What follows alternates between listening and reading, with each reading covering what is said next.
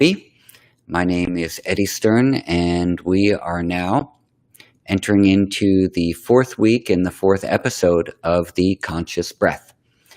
This is a series that is going to be examining different types of breathing practices in the yogic tradition called as pranayama, and we will be covering just pranayama practices, but some other types of breathing mechanisms, and we'll also be at the science behind the breathing, the science behind pranayama, science behind Western views of breathing as well.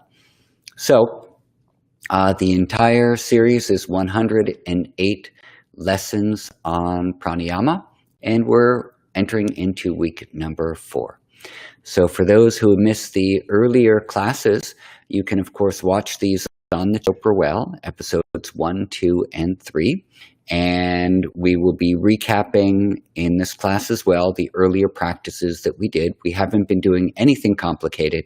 These are basically all entry-level breathing practices to help balance the nervous system, reduce stress, create greater levels of energy, and to help us focus the mind. Okay, so thank you all for joining. And I am going to start now with a recap of what we did in our last class. And then we'll start with the introduction of the breathing practices. So far, we have been working on very slow or low frequency breathing practices. That is to slow down the breath to calm the nervous system. And last week, we introduced our first high frequency breathing practice called Kapalabhati. And this is considered to be a kriya or cleansing practice. The high-frequency practices are stimulating and energizing. But one of the things which is going to distinguish a high-frequency pranayama or kriya from just simply breathing really fast is that if we're agitated and we're breathing really fast, when we're done with the fast breathing, we might feel agitated or exhausted or anxious when we're done with that fast breathing pattern. But with Kapalabhati and other types of high frequency pranayamas, the after effect is calming and tranquil. So this has been shown in different research studies in India that extended periods of Kapalabhati, the fast breathing, will actually leaving you feel calm and tranquil when you're done, and also has a positive effect on our cardiovascular health, particularly measured through heart rate variability. So, in the Hatha Yoga Pradipika, which is an ancient Sanskrit yogic text that we have referenced already, Kapalabhati is said to reduce phlegm in the body and problems caused by excess phlegm, as well as it helps to clear the nasal passageways.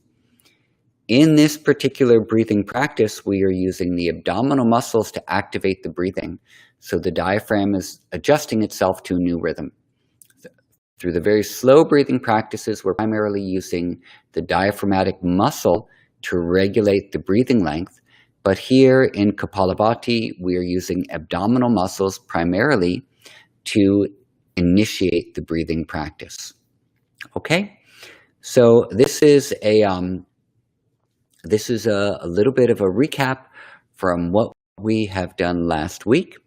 Now we will carry on to start with our introductory practices. So we've been doing the same preparation practices each week, and I will talk you through them now. So please sit comfortably. You can be either in a chair or sitting on the floor or on a pillow, on a block, or if you are bedridden, it's okay to do these in bed propped up with some pillows behind your back.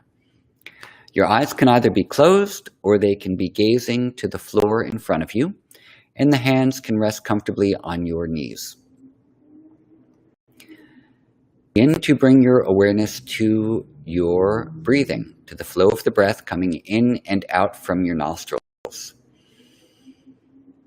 And we're going to try to breathe mainly through the nostrils and not through the mouth. If you find that your nostrils are completely blocked, you can try inhaling through the nose the best you can.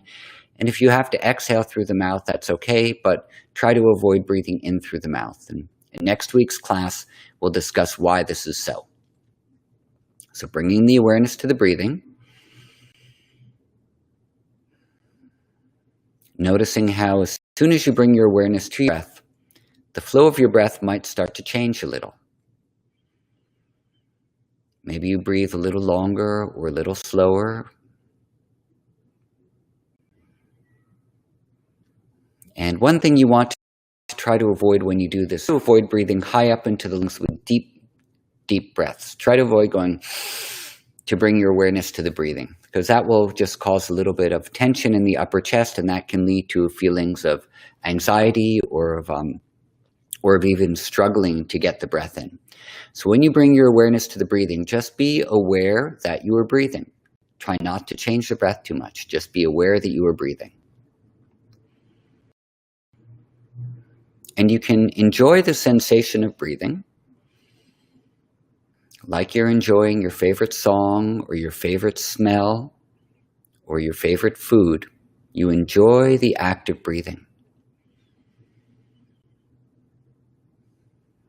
And we spend very little time in our lives enjoying the act of breathing, while we might in things that sustain us, like food or music or smells.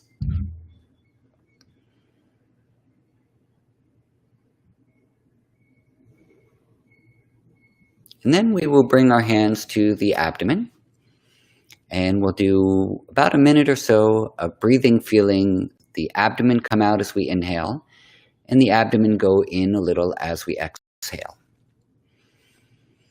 So we're going to relax the belly, and in doing so, we're relaxing the diaphragm as we inhale and the diaphragm comes down. And as you exhale, the diaphragm goes up and the belly comes in a little.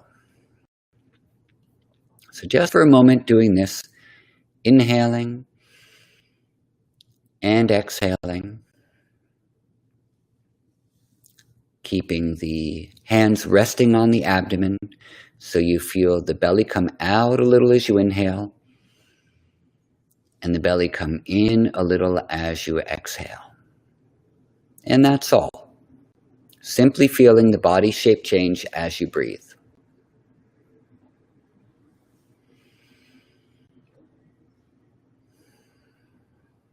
Try to let the belly relax.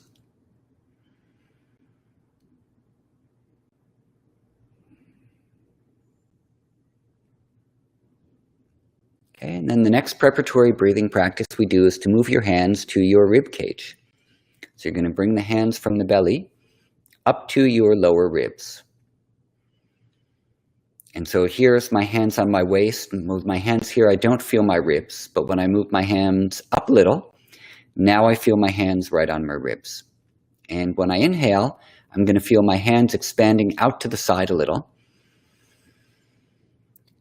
And as I exhale, I'm going to feel my ribs contracting inwards. Inhale, my ribs expand out to the sides. And as I exhale, the ribs come in a little. So here you can imagine or feel that you're breathing into your lower lungs, where the most amount of blood exchange is occurring. And as you exhale, the ribs come in. Imagine you're breathing into the lower lungs. The ribs come out like the wings out of a bird when you inhale, and they contract in as you exhale. Or you can imagine a jellyfish moving through the water, and as a jellyfish moves through the water, the bottom part expands out and then it scoots forward. So you can feel the diaphragm at the same movement as a jellyfish, and feel that fluid nature of the breath. Indeed, there is a fluid nature to the breathing, because as we exhale out moisture, we exhale out water, along with our carbon dioxide. And so the breathing practice here of holding on to the ribs is to strengthen and get a sense for how the diaphragm muscle expands out to the sides and moves our ribs as we inhale, and then contracts inwards as we exhale. And the center of the diaphragm is moving down as we inhale, and moving up as we exhale, which accounts for the movement of the belly as we breathe. Okay, so this is a very calm breathing practice. Very calming breathing practice. So if you ever feel a little stressed during the day, or you need to slow yourself down or relax yourself, or you feel that you're breathing high up in the lungs and you're feeling agitated there, bring your hands down to your lower ribs. Let your chin relax slightly down, maybe even round the back a little, and take a few slow breaths, not deep breaths, but slow breaths into your bottom lungs. Okay, and you can also feel the back of the body moving a little bit as you breathe too, because we actually have about 60% of our lungs in the back and 40% of the surface in the front. So with your hands or ribs, you might even feel your lower back ribs moving and the back of the body breathing.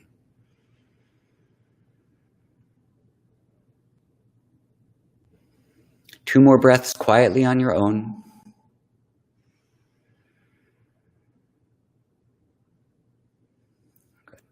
Okay, now let's relax the hands down onto the knees and just sit quietly for a moment. Okay, so these are our preparatory practices. And now we will move into the first pranayama practice that we're doing, which is the practice of resonance breathing. And the resonance breathing is inhaling for about a count of 6 seconds and exhaling for a count of 6 seconds. And this brings our sympathetic and parasympathetic nervous system into an equilibrium. So the sympathetic nervous system is that branch that moves us towards activity. It can also be the stress response. And the parasympathetic moves us towards the relaxation response. So we want to bring these into a balance, into an equilibrium. And then our nervous system becomes very responsive and receptive to the different breathing practices that come next. So we're going to do 5 minutes of resonance breathing, inhaling for 6 seconds and exhaling for 6 seconds. If you're not quite comfortable with 6, then you can inhale for 5 and exhale for 5. And I'll count you off through the first few rounds, and then I'm going to let you do a little bit silently on your own, and then I'll come back in again with some more description. Okay? So here we go. If you have any questions while we're doing this about the resonance breathing, you can in the chat, and I'll answer them as we're all breathing together. So, sitting comfortably and quietly, begin to imagine that you're breathing in towards your lower ribs. And we're going to inhale now for a count of 6, 2, 3, 4, 5, 6, and then exhale for 6. Inhale.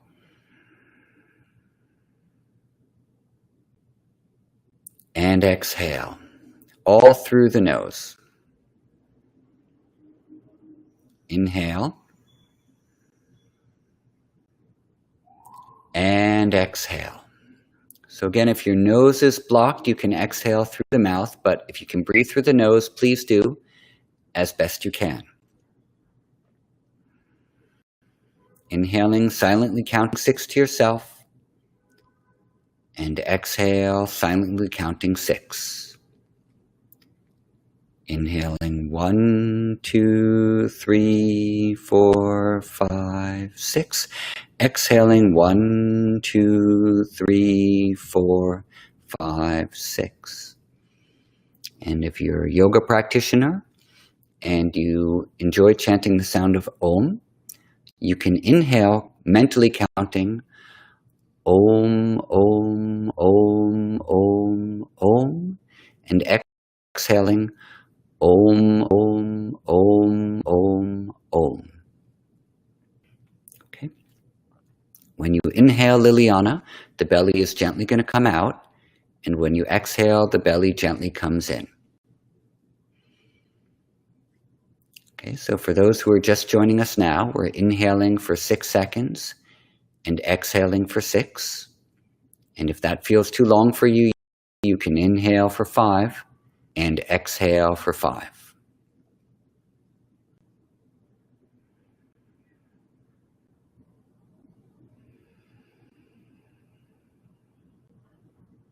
See if you can get a sense of the diaphragm and the belly moving at the same time. So an internal sense that when you inhale and the belly is coming out, your diaphragm, the center of the diaphragm is moving down. And when you exhale and the belly comes in, the center of the diaphragm is going up.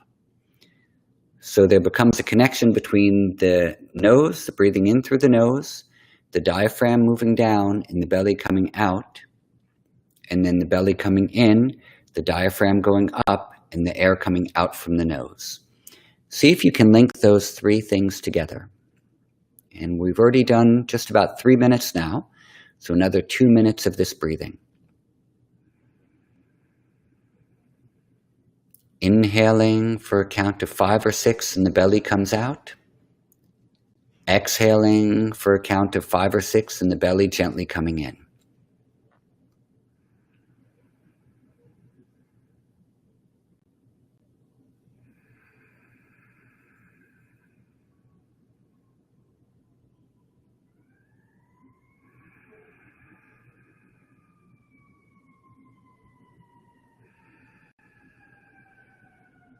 Another 1 minute of this breathing. Inhaling for 5 or 6 and the belly comes out. Exhaling for a count of 5 or 6 and the belly comes in. Sensing the connection between the nose, the diaphragm, and the movement of the belly.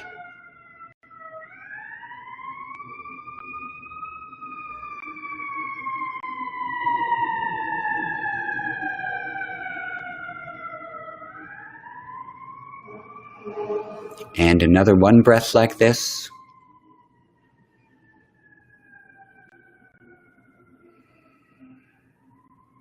And then go ahead and relax your breathing and sit quietly for a moment. And feel a sense of settling in.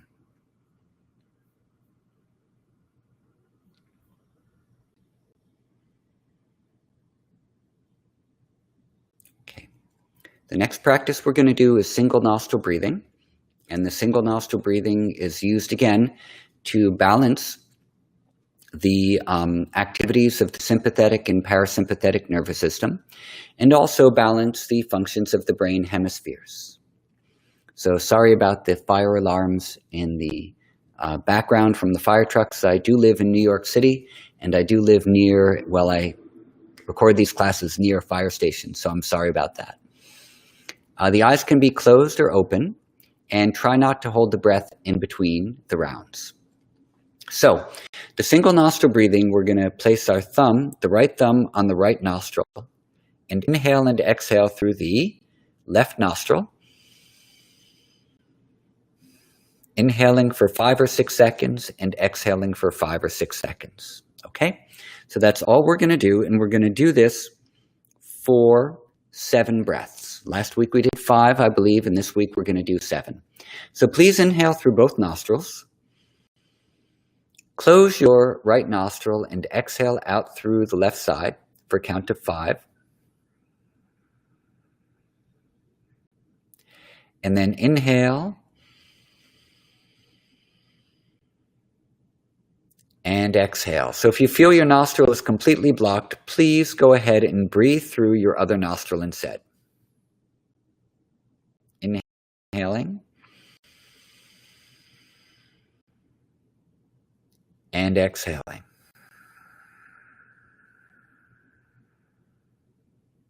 Inhaling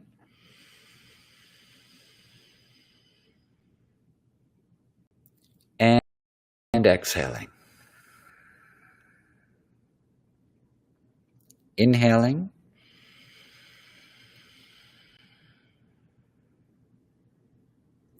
and exhaling.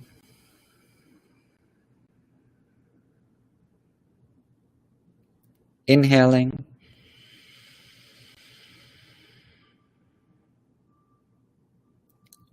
and exhaling.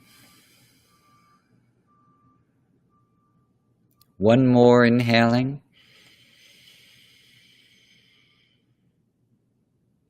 and exhaling.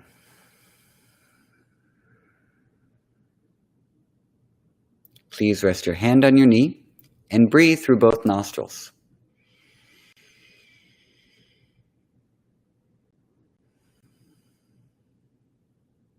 Okay, now we will breathe through the opposite nostril. So again, if one nostril is completely blocked, please just breathe through the one which is open, and that will help to open the blocked one. So we're going to use the ring finger of our right hand, the ring finger of your right hand, and you're going to place it against the very side of your left nostril. Okay? So you're going to be breathing into the lower lungs for this. So inhale through both nostrils. Close your left nostril and exhale out through the right side. Inhale through the right. Exhale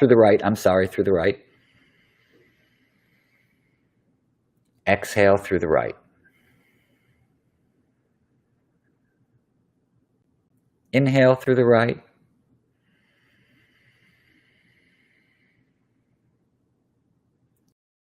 Exhale through the right.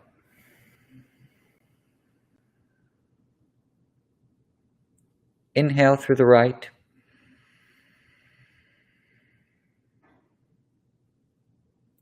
Exhale through the right.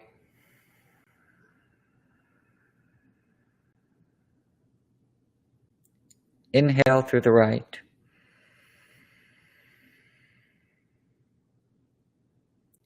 Exhale through the right.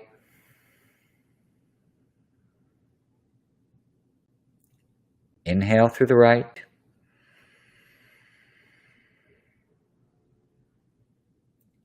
Exhale through the right. One more. Inhale through the right.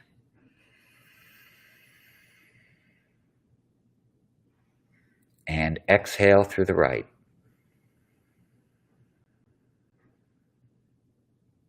Rest your hand on your knee. Breathe through both nostrils. Notice any difference in the airflow in the nostrils, and notice any difference in how the lungs feel that they're expanding. Notice whatever differences are occurring to you from the breathing practice. And then close the eyes and sit quietly for a moment, and no holding of the breath here.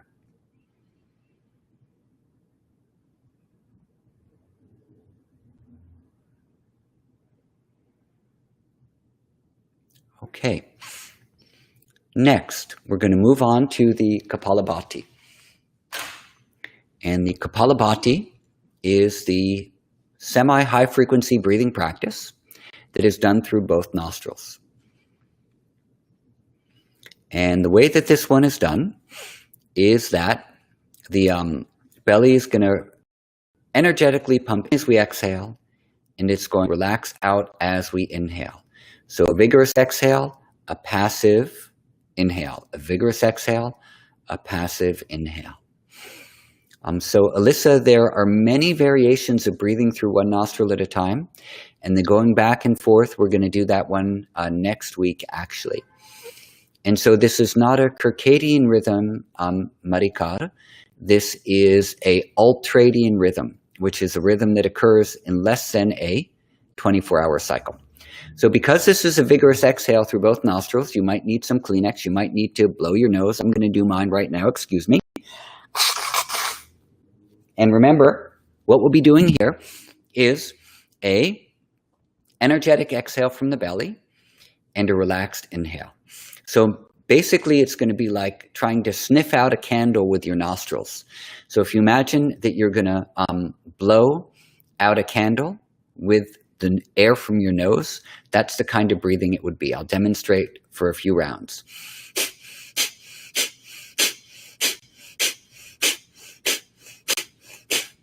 Okay, so that's all we do. This is Kapalabhati, the skull shining breath. Okay, so let's try this, and we'll do 15 pumpings slowly.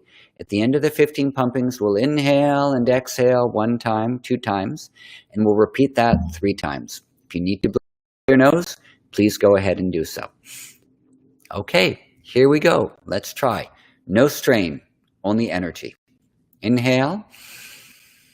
Begin slowly.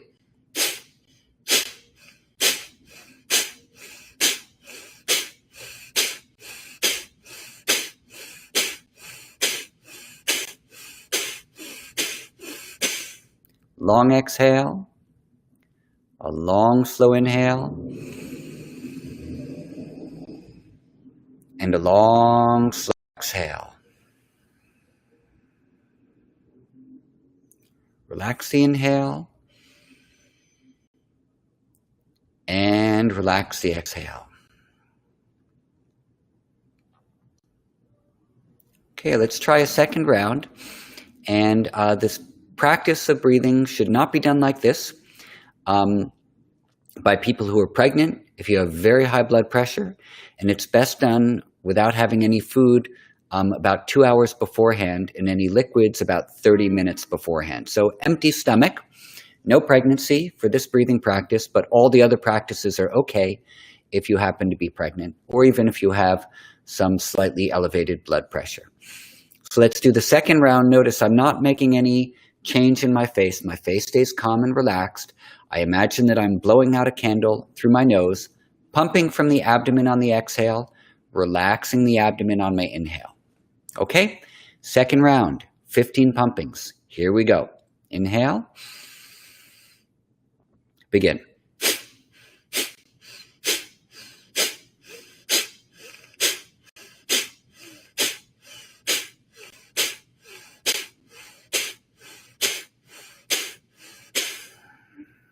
Long exhale on 15, and then a long inhale. Exhale. And now breathe calmly a moment.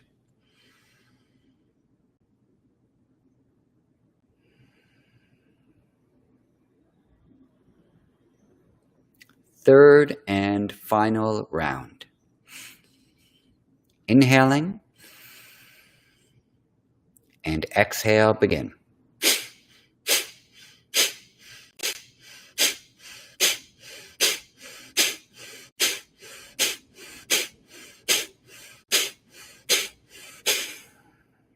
A long exhale, breathing comfortably.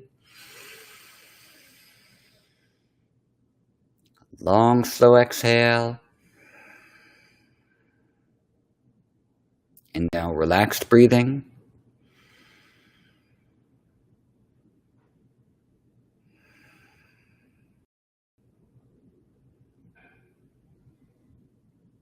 Good.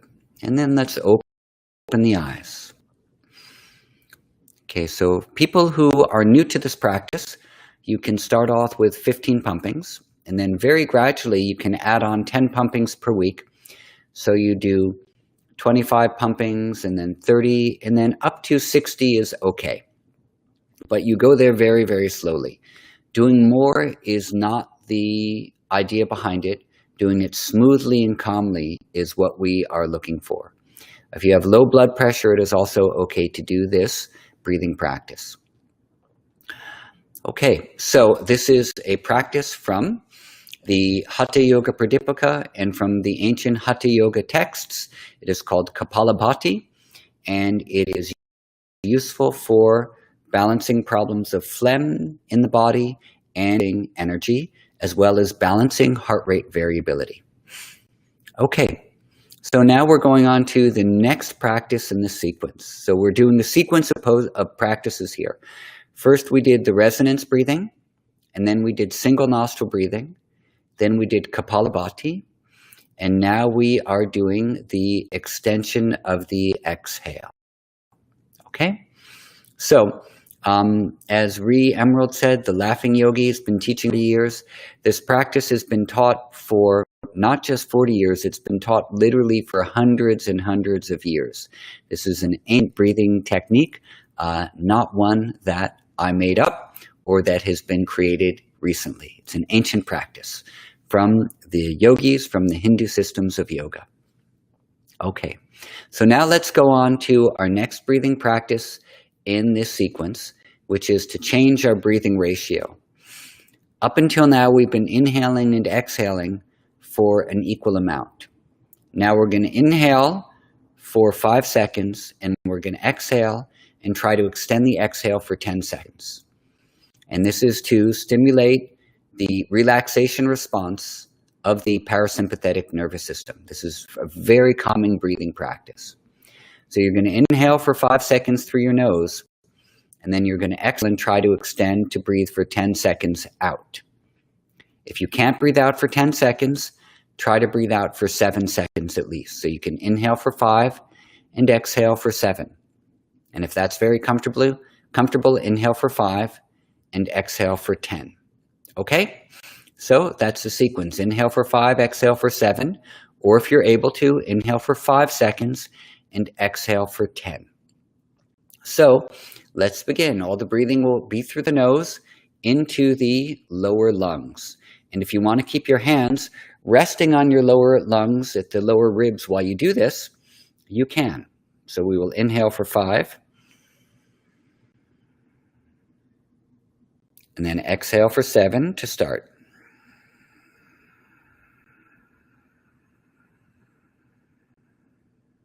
Inhale 5.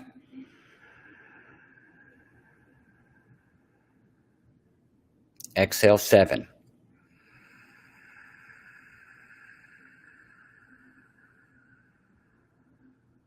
Inhale 5.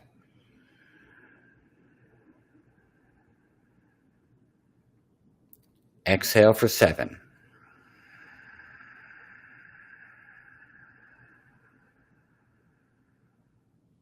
Inhale for 5. And exhale for 7, or if you can, exhale for 10. So Anusha, all we're doing now is inhaling through the nose and exhaling through the nose. And we're inhaling for 5 seconds, and we're exhaling out the nose for 5 seconds. And if that's comfortable for you, you can inhale for 5 seconds and exhale for 10 seconds. And we're going to do this for a total of 3 minutes. Okay, so you keep breathing. I'll give some guidance as we go through it. All is nasal breathing.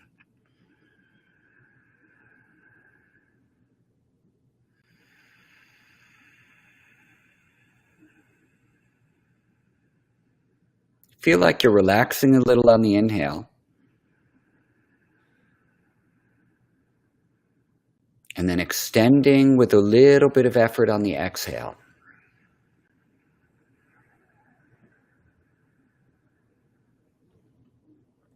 Relaxing on the inhale.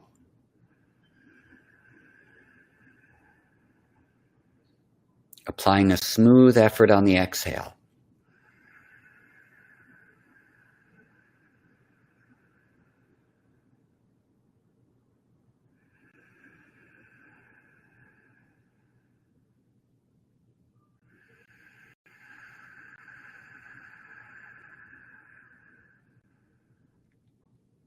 So we're not trying to take a deep breath. We're trying to take a smooth and slightly elongated breath. Okay, so just keep that idea in mind. We're not doing deep breathing. We're doing slow and reduced breathing.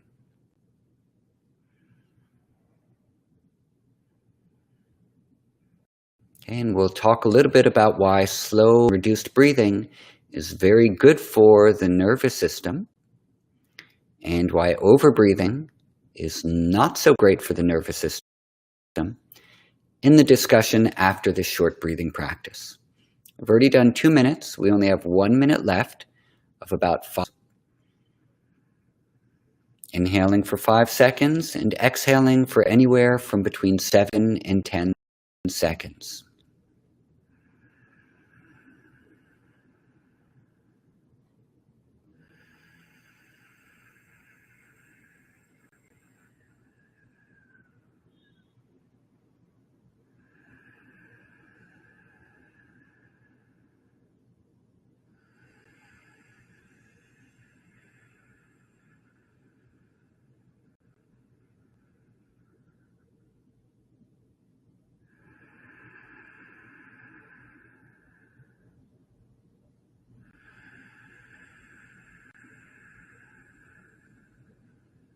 Good.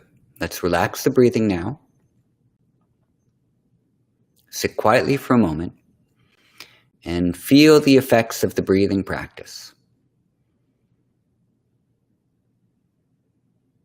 Maybe your breath becomes very slow and light. Maybe it becomes long and full. Whatever naturally happens to the breathing now, just let anything happen. And observe the breath, observe the state of your mind, observe the state of your body.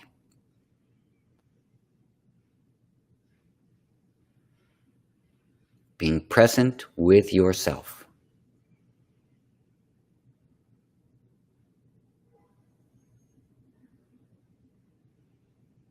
And now let's all together take a long inhale and a long exhale. Okay, great. So just as a short recap, what we did so far today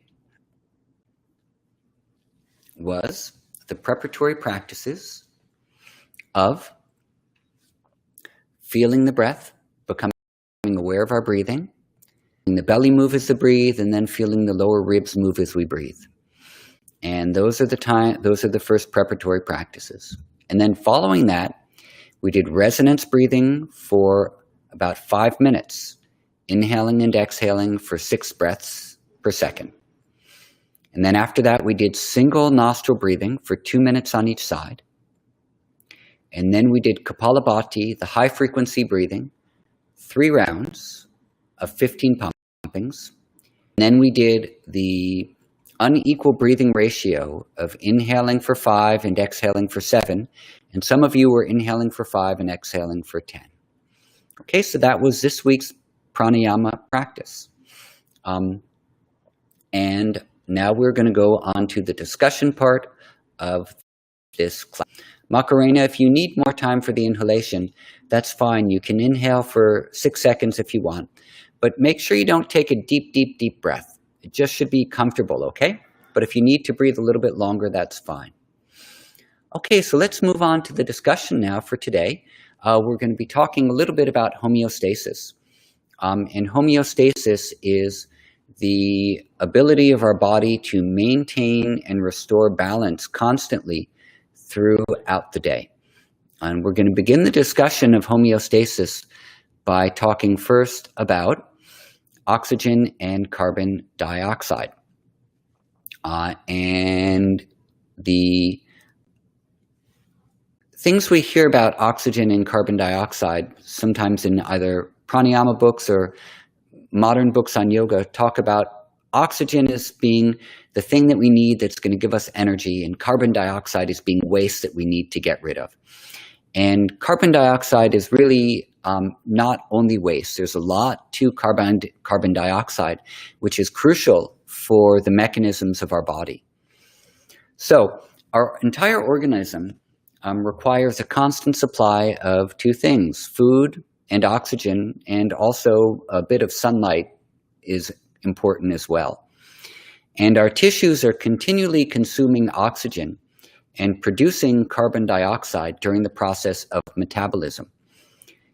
And metabolism is a bodily process that occurs within our cells to maintain the operations of life. It's a chemical process that turns food and oxygen into energy and creates building blocks for all of the chemical processes, or many of the chemical processes of our body, including the removal of waste.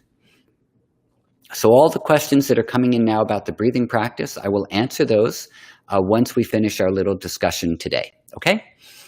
So respiration, or breathing, is a process by which oxygen comes in through the nasal cavity into the lungs, is diffused into the blood, and then it travels to every cell of the body.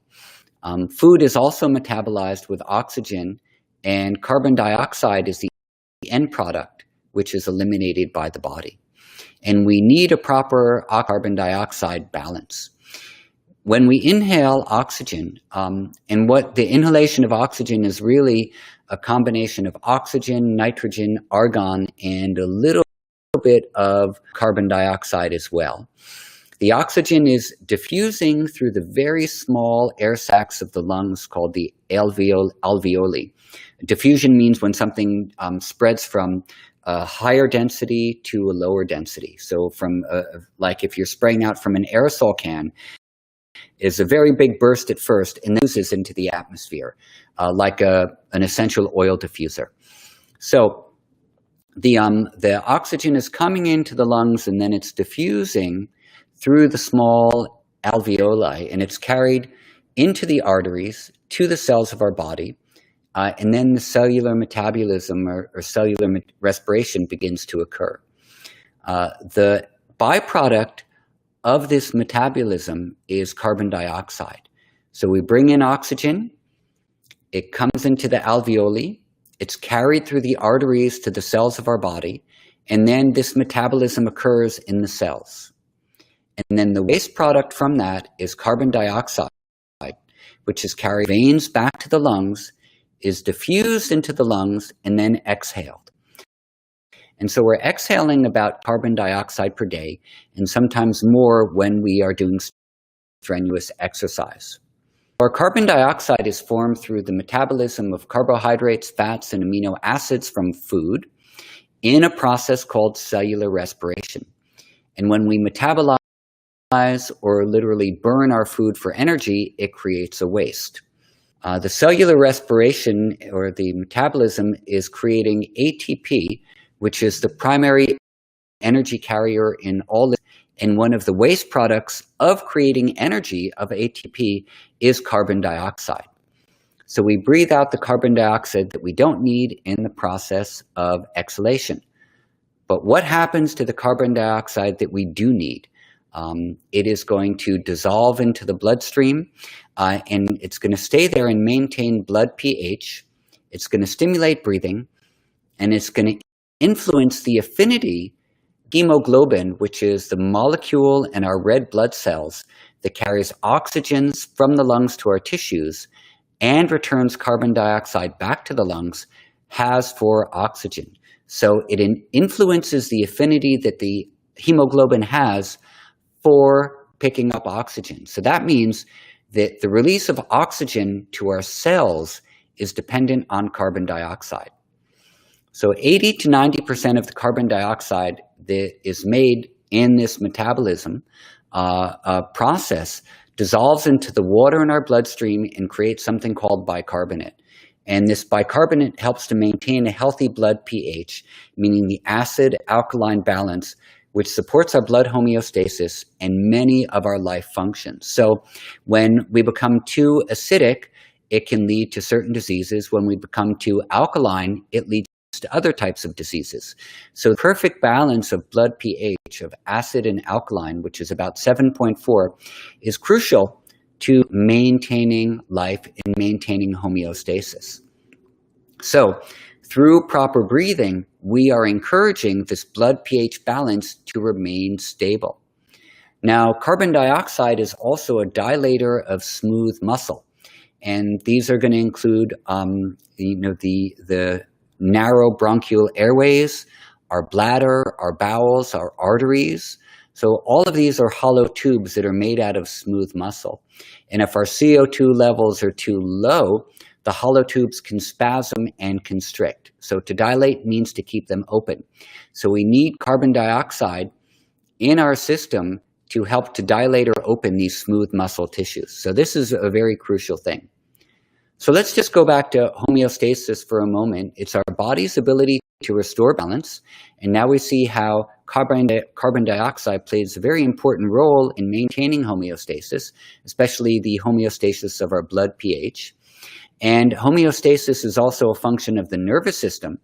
And it depends on this very precise balance of chemicals in our body in order to maintain balance. And our body is going to spend a tremendous amount of energy every day maintaining balance. And what we want to do is we want to help support that. One last thing about carbon dioxide also is that it's a key mechanism in maintaining the rapid response of controlling homeostasis in our blood. And so our body responds very, very quickly to change. Certain parts of the body are respond slowly, and certain parts of our body and our bodily systems will respond very quickly. So, for example, adrenaline is a very quick-acting, responsive hormone, which is going to help to protect us from, say, danger. Like if a truck we're about to cross the street and a truck is speeding by, and you step out of the way without even thinking about it. Adrenaline has been released, which is going to make us move very quickly back from it. It acts very quickly. But cortisol, which is going to sort of manage our fear response levels, to be very simplistic about it, is very slow acting. So maybe the fear stays in our system for longer than the adrenaline response does. So we move out of danger very quickly. The danger is gone, but the residue of the danger remains in our system for a little bit of time. So this is a slow acting response. Carbon dioxide is a quick acting response to the changes of our blood pH and the changes in homeostasis. Okay, so let's move on to some other things about homeostasis. In the nervous system, we're going to have the maintenance of homeostasis for things like our respiratory rates of, say, about 15 to 18 breaths per minute, our heart rate of about 5 to 72 beats per minute in a healthy adult, the amount of time we sleep, our digestion, body temperature. All of these things that are maintaining life and keeping us in balance, our body in balance with the outer environment, these are the homeostatic functions. Balance of our homeostasis is really a balancing act, that we're going to be coming in and out of balance all through the day, and our nervous system and the levels of chemicals in our body are going to constantly be maintaining this level of balance. So if you've ever tried to stand on one foot, you'll notice that standing on foot is an act of balancing, that you're a little bit to one side, to the other, or forward and backward. But very rarely are you stock still, straight, balanced, and not moving at all. So that's how we know that a balanced posture is really a balancing posture. And our body is not always 100% in balance, but it's constantly maintaining balance. And so what we want to do through yoga, meditation, exercise, diet, sleep, spending time in company of people who we love and who are supportive of us, and through proper breathing, is we want to support homeostasis. So when we exercise enough, when we sleep enough, when we eat a good diet, when maybe we meditation, when we do proper breathing practices, when we're in touch with our mental and emotional health, we are supporting the homeostasis of our entire mechanism. And when we don't do those, when we don't sleep enough, when we're eating a bad diet, when we're letting our emotions and our mental state go out of control all the time, when we spend time around negative people who make us feel, defeated, or that we're never good enough, if we do, and we do any breathing practices or meditation, if that's what we're doing, we're going to be throwing off our homeostasis. We're going to be throwing off the ability of our body to heal, the ability of our body to maintain balance. So we want to do all of these things. It's crucial for our health and for our good nature and our good mood and our ability to connect with other people. Okay, so these are the 5 basic things that we're looking at in all of the yoga practices. We're looking at for exercise. We're looking at breathing for maintaining balance of blood pH and also balancing the nervous system branches.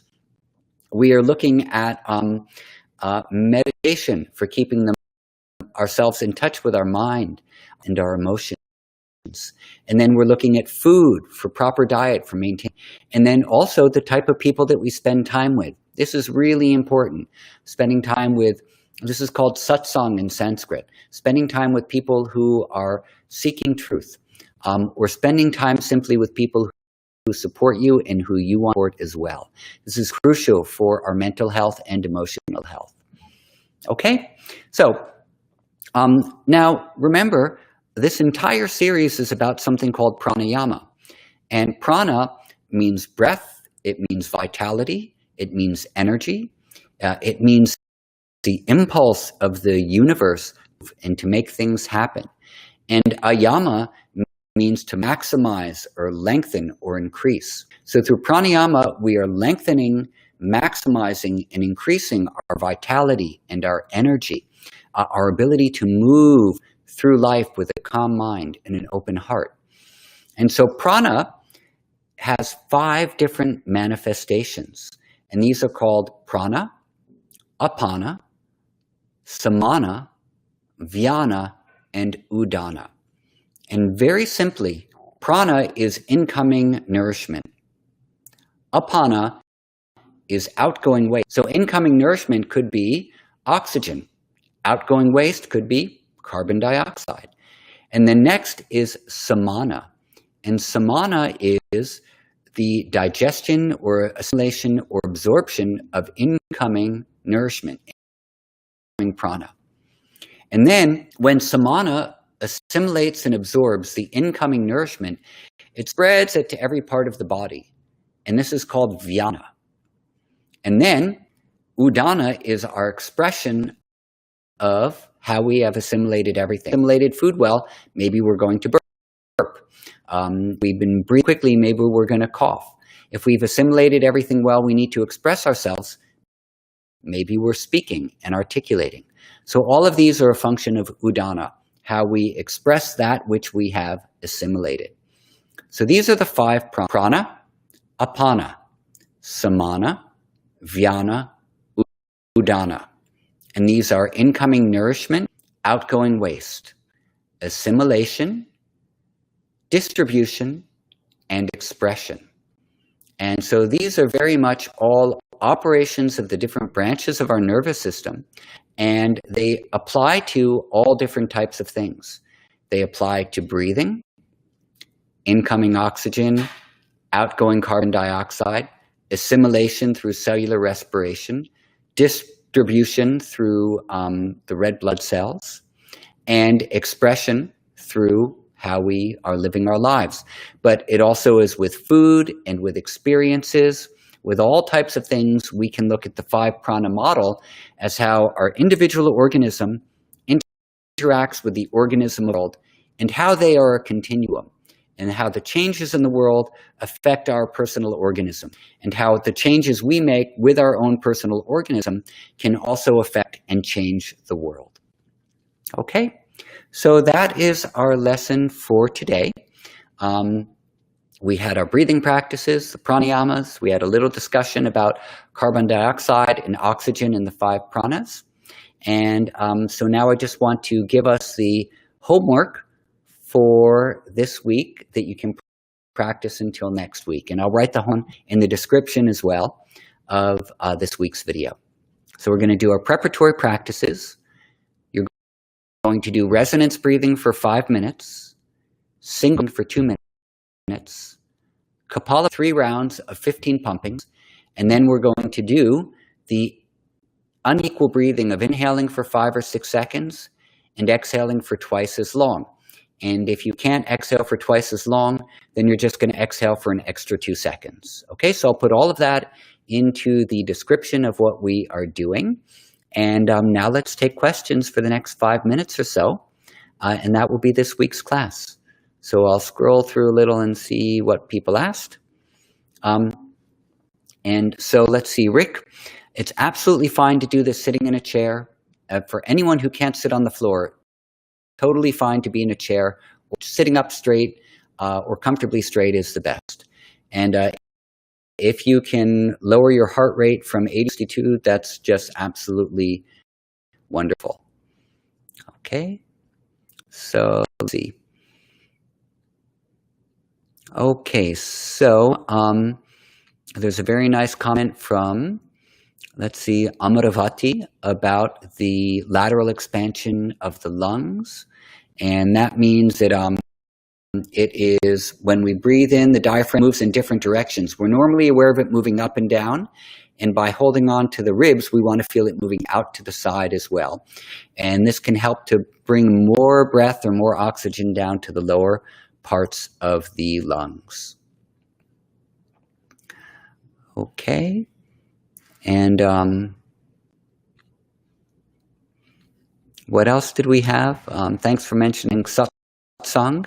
Yes, Satsang, Sat means truth and Sangha means company or joining together with.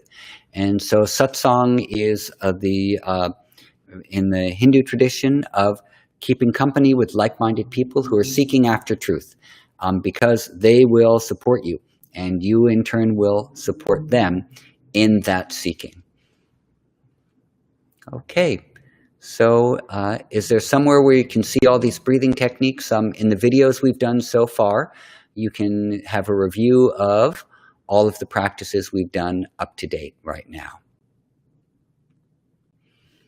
Okay, so on Guillermo, it is Satsang, Satsang. Sangeeta, the link for the HRV study in Kapalabhati, I will also put that into the description section so you can see about it. And so for Amanda, yes, sometimes we are living amidst great negativity, and it is very difficult to move away from that because we have to be a caregiver for someone, as you said, and other types of things. So in those situations, what you do is you can have us here as part of your satsang. You can tune into these live streams or into chat groups, and to connect with people virtually over the internet works very well. And it can be either, on Instagram or on all the different mechanisms we have. So we have a lot of people in different parts of the room, different parts of the world who are connecting virtually now, and that is their soul satsang. And it actually helps. It does make us feel better, even just to have a comment answered or to engage with other people doing the same thing. So I highly encourage all people who don't have folks around you who can support your journey to log on to these things and to participate in them, because it is equal to actually being with people in many ways. Okay? So I thank you for joining us, Amanda, and everyone else who joined today.